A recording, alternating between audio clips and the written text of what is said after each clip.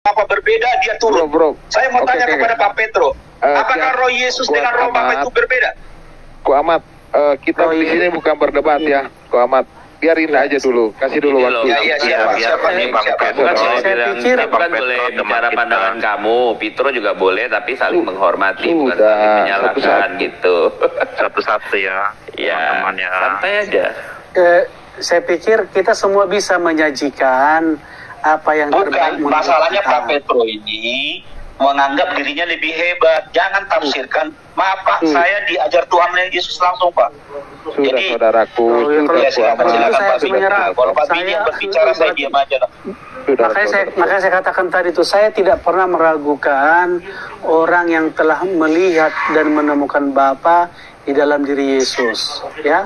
Apalagi diajar langsung oleh Yesus katanya tadi kan. Makanya pernyataan saya itu sangat tepat sekali, bukan keluar dari ucapan saya sendiri, gitu. Nah, tapi kan bisa dong, artinya saya juga istilahnya berkomentar juga, yaitu Yesus tidak pernah mengatakan aku adalah Bapa. Yesus mengatakan siapa melihat aku, melihat Bapa, saya melihat Bapa, melihat aku. Tapi nggak apa-apa kalau misalnya Bapak Pendeta menafsirkan itu bahwa perkataan Yesus adalah aku adalah Bapa, saya tidak keberatan dengan itu. Karena memang satu-satunya cara kita untuk mengenal Bapa hanya di dalam diri Yesus Kristus. Itu sebabnya dia disebut pengantara kita. Dialah pengantara Bapa dengan kita, manusia dengan Bapa. Di surga pun nanti kita tidak akan ketemu Bapa di luar diri Yesus.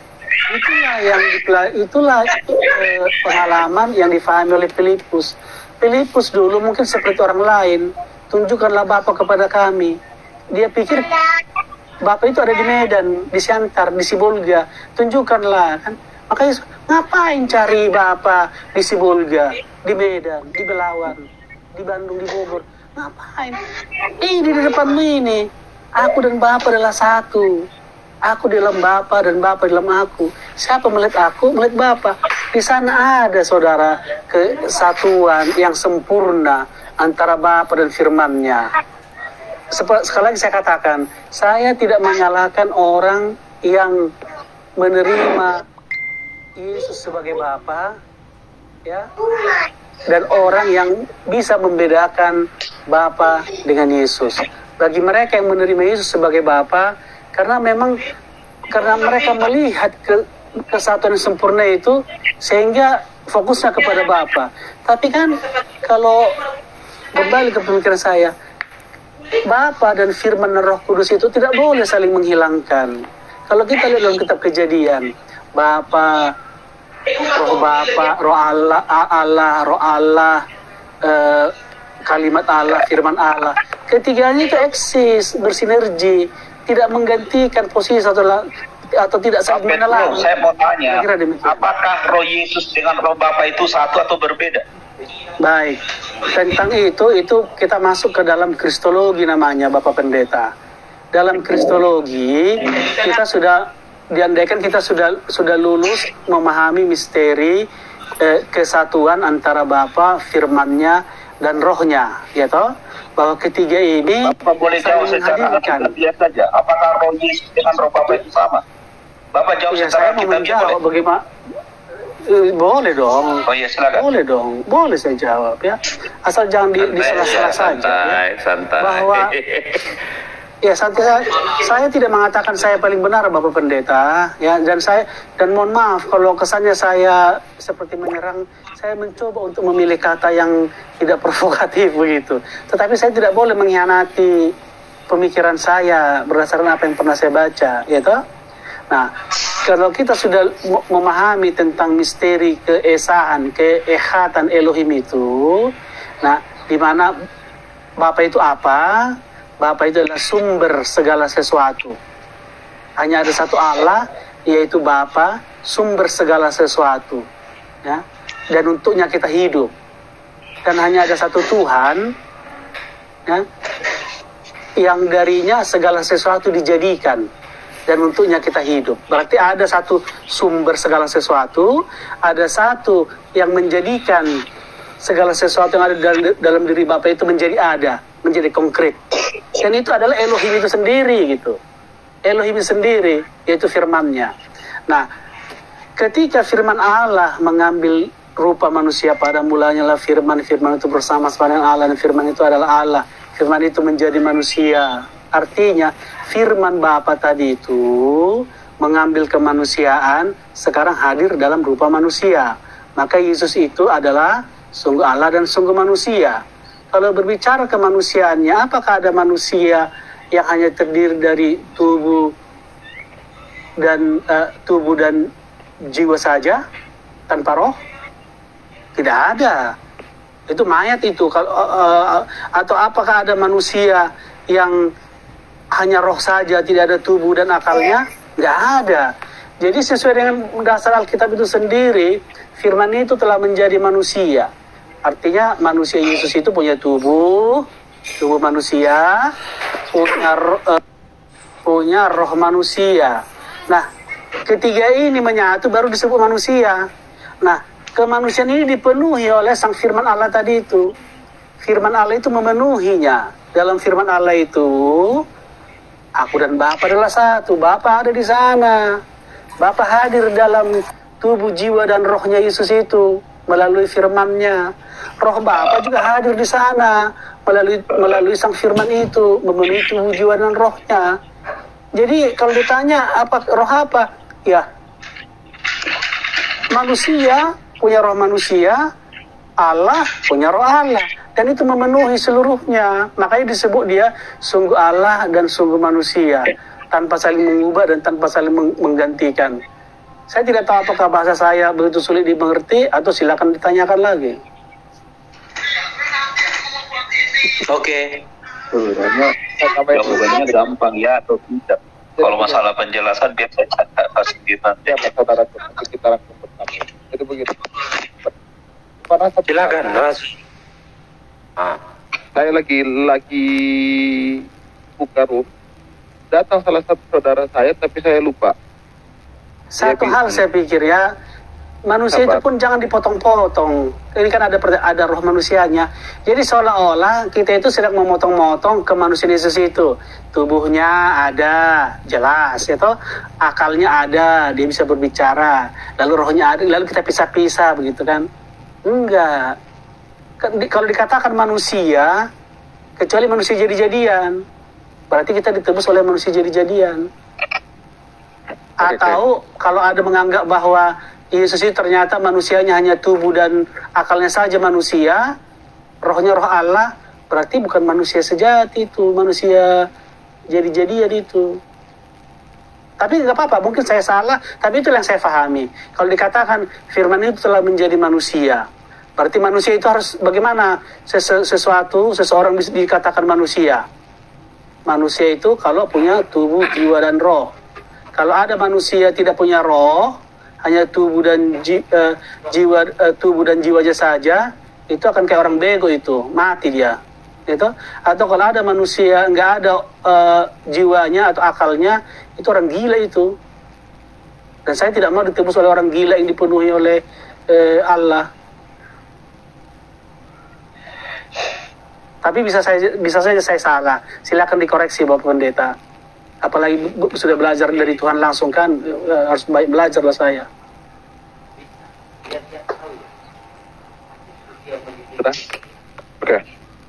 Jadi yang saya melanjutkan, saya lagi live, datang salah satu saudara kita, dia bilang begini, bahwa Yesus itu adalah Alfa dan Omega. Terus dia ngomong begini, coba buka dalam Kejadian sebagai Alfanya, buka dalam Kejadian 1. Bacalah, pada mulanya Allah menciptakan langit dan bumi. Kemudian ayat 2, bumi belum berbentuk dan kosong gelap gulita menutupi samudera raya, dan roh Allah melayang-layang di atas permukaan air. Kemudian di ayat ketiga, berfirmanlah Allah, jadilah terang. Lalu terang itu jadi. Ada kata Allah, ada kata roh, ada kata berfirman. Kemudian dia kunci sebagai omeganya itu tentunya di dalam kitab Wahyu 22. Itu kan pasal yang terakhir itu, Wahyu 22. Wahyu 22 dikunci. Baca ayat 3 terakhir. bunyinya begini, dan jikalau seorang mengurangkan sesuatu dari perkataan-perkataan dari kitab nubuat ini, maka Allah akan mengambil bagiannya dari pohon kehidupan dan dari kota kudus seperti yang tertulis di dalam kitab ini. Ia yang memberi kesaksian tentang semuanya ini berfirman, ya aku datang segera. Amin, datanglah Tuhan Yesus. Kemudian dikunci dengan 21 ayat 1, Wahyu 22:21, kasih karunia Tuhan Yesus menyertai kamu sekalian. Dan di situlah saya berpikir, jika ada yang mengatakan bahwa Yesus itu bukan Allah, Yesus itu bukan roh, Yesus itu bukan firman, bagaimana bisa? Ya, makanya saya mengambil kesimpulan bahwa semua itu adalah gelar. Karena ada satu nama, yaitu namanya Yesus Kristus sebagai Tuhan dan Allah kita. Itu aja. Nah, kalau kita masih berkatakan bahwa itu adalah oknum atau apa ya yang disebut hakikat, saya juga jujur bingung kalau kita mempilah-pilahkan Allah seperti itu. Tetapi dengan gelar seperti itu yang kita anggap bahwa Allah, Bapa, Anak, dan Roh itu adalah eksistensi pernyataan Allah kepada manusia dalam karya pernyataannya, itu sudah sangat jelas bagi saya. Jadi Allah kita tetap Allah yang esa, di mana seperti yang telah dinubuatkan bahwa dalam Yesaya 43:11 YHWH berkata bahwa dia adalah juru selamat dan tidak ada juru selamat yang lain, dan juru selamat kita adalah Yeshua HaMesias, artinya Yesus Kristus. Itu aja. Jadi saya nggak akan panjang-panjang atau harus melebar. Jadi tidak ada lagi kita mengatakan bahwa ada 2 Tuhan atau 3 Tuhan, tidak. Yang jelas hanya ada satu Tuhan dan Allah kita, yaitu Yesus Kristus, karena dia adalah Alfa dan Omega. Terima kasih. Ya, luar biasa, Billy. Tapi kalau memang kita mau belajar teologi, kristologi, dan tentang kealahan itu, mau tidak mau kita harus repot, Billy. Harus mengerti apa substansi, apa itu hipostasis, apa itu ousia, dan lain-lainnya itu. Kalau nggak mau repot, ya memang susah. Makanya dari tadi saya menghindar. Sebentar. Makanya tadi saya menghindarkan istilah-istilah keren itu, ousia, hipostasis, substansi, ya. Karena memang ada orang tidak mau repot, begitu kan? Udah sesederhana itu saya buatkan. Tetapi kalau mau jujur, yang kalau namanya mau belajar teologi ketuhanan yang lebih akademik dan lebih akademik, ya harus mau repot. Kalau nggak mau repot susah kita. Silakan saudara. Aku yang jawab, Pietro ya. Boleh ya, tapi bukan menyalahkan ya. Silakan. Kalau aku menyederhanakannya begini, nggak perlu pakai istilah baru. Gini, kan dikatakan bahwa tidak ada, no one can see God at any time. Loh, kemudian yang saya lihat siapa? Dia kan mengatakan mataku telah melihat Yehovah. Artinya yang dilihat itu adalah perwujudan daripada Yehovah. Nah, di dalam Keluaran pasal 33 ini saya sebelum ke kesimpulan ya. Ini saya Pak Pras kok ngos-ngosan dikejar begal ya?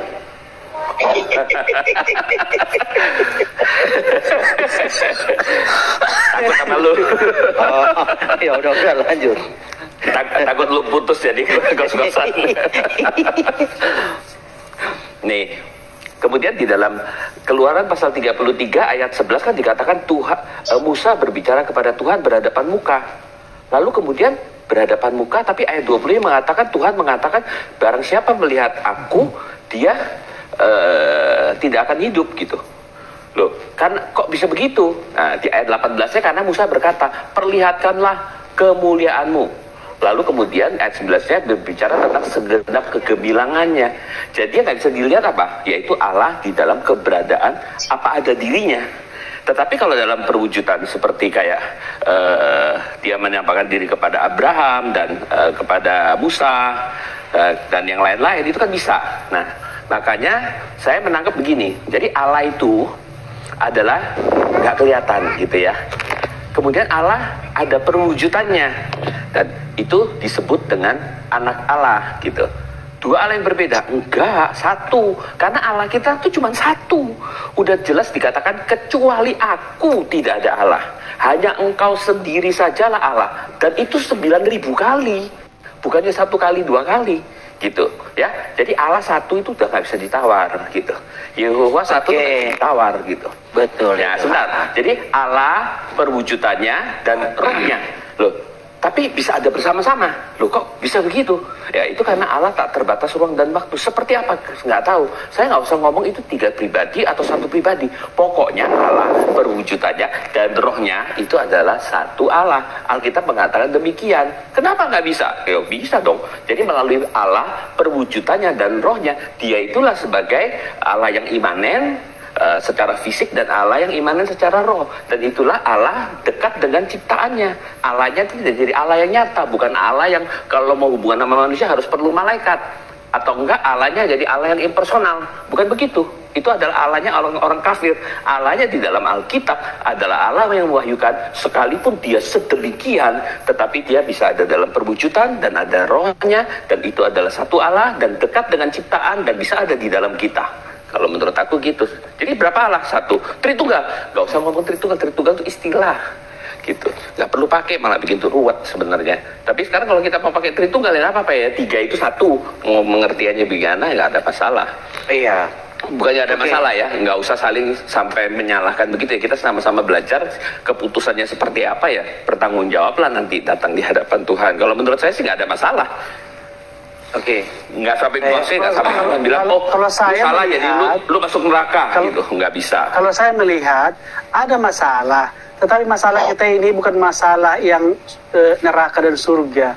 Masalah ini kita serahkan saja ke Big Boss nanti, sang Big Boss, ya toh, sama seperti ketika para murid bertengkar, ya toh, lalu Yesus mengatakan, lu bertengkar ya toh, lalu Yesus, ya, jadi nggak. Masalah ini masalah, tetapi mari kita belajar berdamai dengan masalah yang ada, ya. Dan ada Big Boss kita nanti, kita sudah berada di meja yang sama, meja perjamuan yang sama, kita sudah berada di tengah-tengah kebenaran akan Kristus. Memang kita belum bisa menggapai dia secara tuntas, karena memang kita masih hidup di dunia ini. Kita masih melihat samar-samar, pada akhirnya nanti kita akan melihat face to face. Pada saat itu nanti kita akan saling berpelukan, saling mentertawakan satu sama lain. Mentertawakan dalam konteks positif ya. Jadi terima kasih banyak ya, saya diberi kesempatan, malah saya lebih bicara panjang lebar. Saya tercerahkan dengan pendeta Kuat Ahmad, dengan Malikil sahabatku yang paling saya sukai kalau lagi duet dengan seberang ya. Dan saya sangat menikmati kebersamaan kita. Tuhan memberkati semuanya ya. Mohon maaf kalau ada Tuhan berkati bro, ya thank you. Sebentar, saya dulu dong, 1 menit aja dulu, 1 menit aja atau gimana ya? Ini Pak Petro, sebentar ya, saya tidak akan membahas materi yang tentang apa ya, tapi ini yang terjadi di dalam realita apologetik, ya. Yang terjadi gini, ada orang yang baru percaya Yesus, katakanlah baru bertobat. Bahkan ada orang yang sudah Kristen tapi tidak mengerti tentang Trinitas, ya. Nah, ketika dia berapologet, nah, ketika ditanya tentang apakah Bapa adalah Yesus atau Trinitas, saya melihat mereka tidak akan mampu menjelaskan yang disebut dengan Trinitas. Tidak akan mampu. Maka yang terjadi, mereka akan mengambil yang dikatakan tentang oneness ini. Karena sudah jelas di dalam ayat-ayat Alkitab itu ada. Nah, pendapat saya